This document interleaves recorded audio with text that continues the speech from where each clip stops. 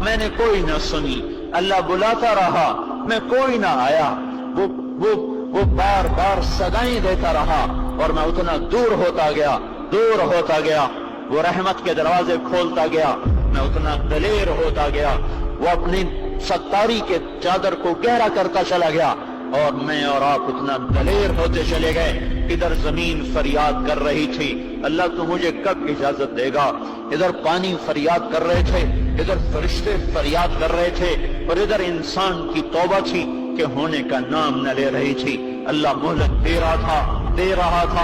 رہا تھا اور اعلان کر رہا تھا جب آئے گا اس کی توبہ قبول کروں گا۔ 70 سال کی عمر میں آئے یا 80 سال کی عمر میں آئے، جس عمر میں آئے گا یہ تانا نہ سنے گا،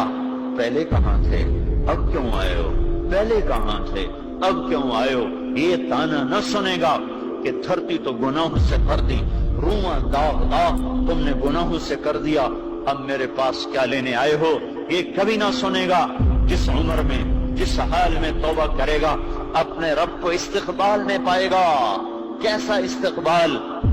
من تقرب الی تلقیتہ من بعید، جو توبہ کرنے کے لیے اس کے گھر کی طرف بڑھتا ہے تو میرا اللہ کہتا ہے میں عرشوں سے اتر کر اس کا استقبال کرتا ہوں، میں عرشوں سے اتر کر اس کا استقبال کرتا ہوں۔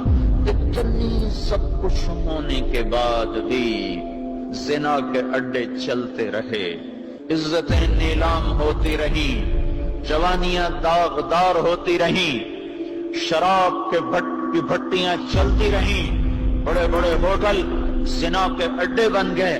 شراب خانے بن گئے، گھر گھر میں موسیقی کی محفلیں آباد ہو گئیں، کہیں گھنگرو باندھ کے ناچنے والیاں آئیں، کہیں ٹی وی نے خود گھنگرو باندھ لیے، کہیں وہ گھنگرو، ہر طرف موسیقی ہی موسیقی، ہر طرف راگ و رنگ۔ جب نسل موسیقی میں ڈوب جائے،